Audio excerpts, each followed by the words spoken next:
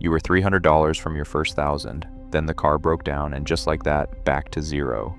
Again, that feeling isn't a personal failure.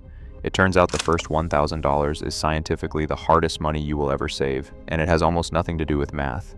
The real reason most people never break through comes down to something no one talks about. For most people starting out, the obstacle is simple. Everyday life is expensive. You pack your lunch, skip the weekend trip, and watch the checking account slowly tick upward.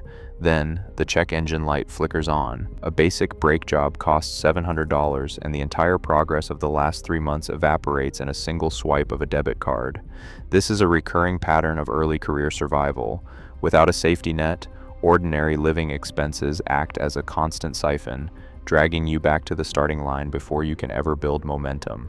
It feels deeply personal, like a character flaw, but it is actually the default setting of a financial system designed to consume every spare dollar. During the 1999 Berkshire Hathaway annual meeting, legendary investor Charlie Munger was asked for his best advice on building wealth. His response was blunt: "The first $100,000 is a bitch, but you gotta do it."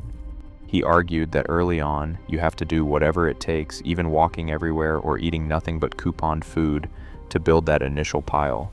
Once you do, compounding takes over. But for most people today, that six-figure hurdle feels light years away. The reality is, the exact same rule applies to your very first $1,000. This initial stretch is the hardest because you are pushing a massive boulder with zero momentum.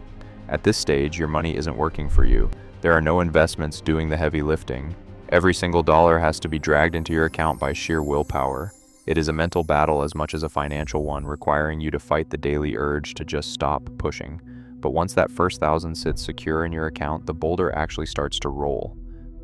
This drag exists because the math of wealth building is essentially asleep at this stage. If you scrape together $1,000 and place it in an account earning a strong 7% annual return, that investment generates exactly $70 after a full year. That is less than $6 a month. In the real world, $6 cannot offset a single daily expense, let alone cover an emergency.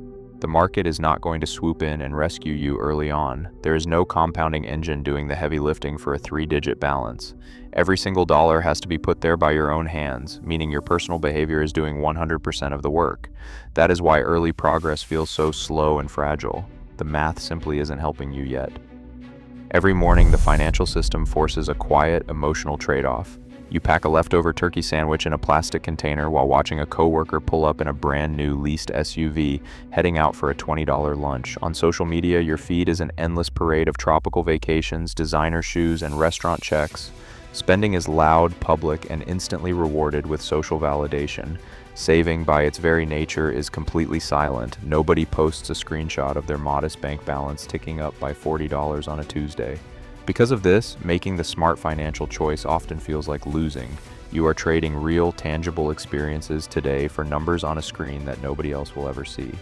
This constant, unrewarded comparison creates a heavy emotional tax, making early-stage frugality feel like a punishment rather than progress.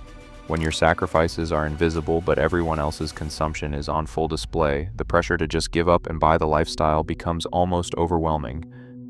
Picture a massive stone boulder sitting perfectly still on flat ground. To get it moving, you have to lean your entire body weight into it. Your muscles strain, your shoes slip against the dirt, and for the first few agonizing seconds, absolutely nothing happens. This is the exact physics of starting from zero. The resistance is at its peak because you are fighting static friction. It takes an immense amount of energy just to get that first inch of movement. But once the boulder begins to roll, even a tiny bit, the nature of the task changes. The effort required to keep it sliding is only a fraction of what it took to start. Saving your first $1,000 operates on this exact physical law. The grueling difficulty of the start is normal. You are simply paying the heavy tax of the first push. Reaching that first $1,000 mark is about something far more valuable than the cash itself. In the grand scheme of your financial life, $100 bills won't fund a retirement or buy a home. What they do provide is objective proof. Before this, you likely looked at your checking account at the end of the month, saw $12 left, and called that a saving strategy. It is a frustrating way to live, always waiting to see what crumbs are left over. Hitting this milestone forces you to flip the rules entirely. You begin deciding in advance what gets saved first, treating your savings as a non-negotiable expense. Once you secure this buffer, you prove that you are no longer just hoping to survive the next financial bump. You have actively protected your progress. That mental shift is the real breakthrough. It changes your identity, proving you have the consistency to repeatedly choose your future over temporary comfort. To make this shift stick, you have to bypass willpower entirely. The solution is a simple behavioral trick: pay yourself first. Instead of saving what is left over at the end of the month, you route a set amount directly into a separate savings account the moment your paycheck hits, before you can spend a single dime. Automating this transfer removes temptation completely. Most banking apps let you set this up in under 2 minutes, turning a fragile mental battle into an effortless default. This simple automated habit protects your money from yourself, building momentum without requiring constant effort. If you want more practical ways to master your money, subscribe to the channel. Instead of obsessing over the total dollar amount in your bank account, which only invites comparison to everyone else's highlight reels, you need a personal speedometer. That speedometer is your savings rate, the exact percentage of your income you actually keep rather than spend. If you take home $2,000 a month and instantly route $100 to savings, your speedometer is set to 5%. It doesn't matter what anyone else is doing. This simple number measures the strength of your habit, not just your balance, giving you a clear, controllable dial to turn up whenever you are ready. Saving $100 a month reaches $1,000 in a little over 8 months. If you can bump that to $200 a month, the timeline drops to just 5 months. You do not need a complicated investing strategy or perfect market timing to get this done. Consistency matters far more than any complex financial trick.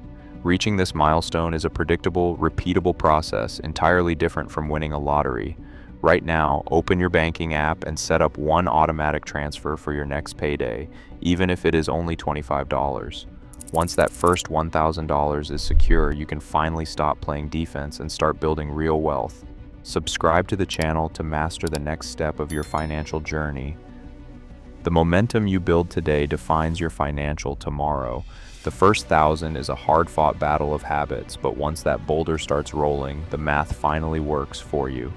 Subscribe for more practical financial strategies.